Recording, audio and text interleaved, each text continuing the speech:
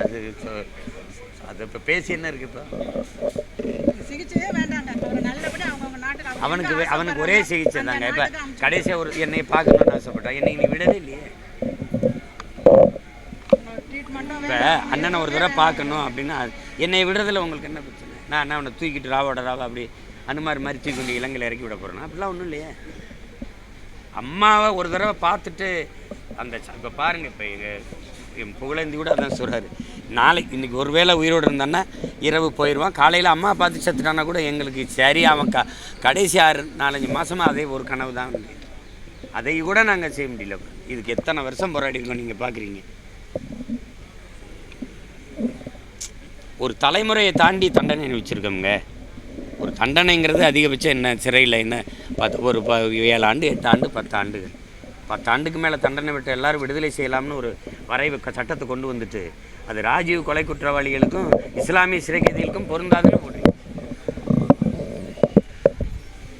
இந்த விடுதலையை நீங்கள் வாங்கினீங்களா? யாராவது எங்களுக்கு உதவுனீங்களா? அவன் என் தம்பி, அவனா சிறைக்குள்ள இருந்து சட்டத்தை படித்து நுணுக்கங்களை கற்று அங்கிருந்து யார் இது மாதிரி வழக்குகளை எங்கெங்கே விடுதலை விட்டுருக்காங்கன்னு ஆய்வு செய்து அவனா போட்ட வழக்கில் எங்கள் ஆளுகள்லாம் நின்று வாதாடி அவன் பெற்றுக்கொண்ட விடுதலை தான் இது. நீங்கள் எங்கே விடுதலை செஞ்சீங்க? அவன் விடுதலை செஞ்சு வரும்போது பக்கத்தில் நின்று படம் எடுத்துக்கிட்டீங்க எல்லாரும். நாங்களாக போராடி பெற்றோம், நீங்கள் தரலை. இது எப்படி சாந்தனை அம்மாவுக்கு வந்து உயிரற்ற உடலை அனுப்பி வைக்கிறதுக்காக நாங்கள் இவ்வளோ போராட்டம் பாருங்க. அவ்வளவு அதிர்ந்து பேச மாட்டான், பக்கத்துலேருந்து தான் பேசுவான். என் தம்பியில் அதே எங்களுக்கு கேட்காது. 24 மணி நேரம் இந்த பூஜை சாமி கொஞ்ச நேரம் கழித்து வந்து திருநீர் பூசி விடுவாங்க. எங்களுக்கு அவ்வளோதான். சன்னா குரலில் பேசுவான். அவனுக்கு வாழணும்னு ஆசை, அம்மாவை போய் பார்க்கணுன்னு ஆசை. அதுக்காகவே தான் வழிபாடை இது பண்ணுவான்.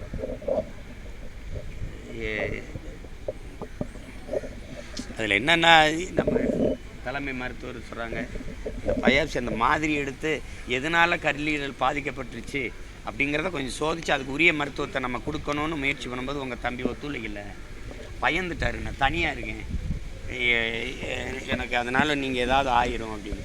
ஏன்னா உங்களுக்கு தெரியும், சிறப்பு பிரிவில் வந்து ஒரு நாளைக்கு 2-3 பேர் உயிர் போகும்போது தனியாக இருக்கிற நோயாளிகளுக்கு வந்து அந்த அச்சம் வரும். அது அந்த பயத்தில் அவன் ஆகிட்டான். யாருமே இல்லை. அம்மாவோ தம்பி அம்மா இருந்தால் அம்மாவுடைய முகத்தை பார்க்க ஒரு ஆறுதல் இருந்திருக்கும்.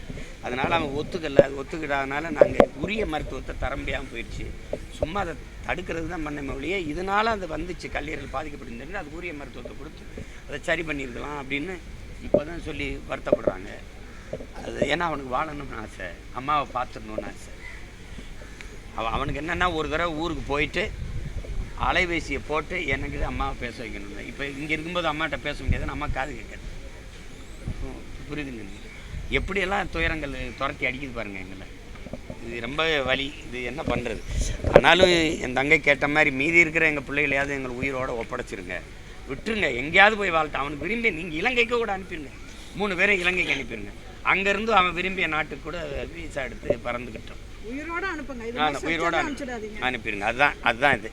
இப்போ வந்து அவள் சாந்தனை மேலே நேசம் கொண்டு இருக்கிற தமிழ் குடி நாங்கள் பிள்ளைகள் நிறைய இருக்கிறோம், எங்கள் சொந்தங்கள். அவனுக்கு அரசு ஒரு மணி நேரம் 2 மணி நேரம் இந்த உடற்கூறு ஆய்வுலாம் நீங்கள் செய்யணுன்றீங்க. அது நீங்கள் அதில் நாங்கள் ஒன்றும் தலையிடலை.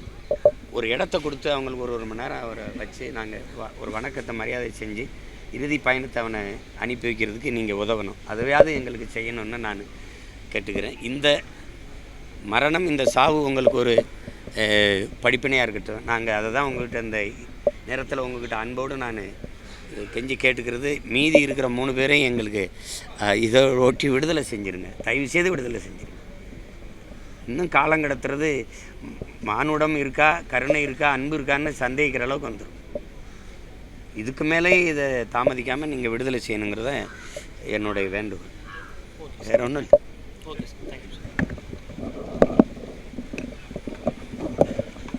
பாதகம் செய்பவரை கண்டால் நாம் பயங்கொள்ளலாகாது பாப்பா, மோதி மிதித்து விடு பாப்பா, அவர் முகத்தில் உமிழ்ந்து விடு பாப்பா.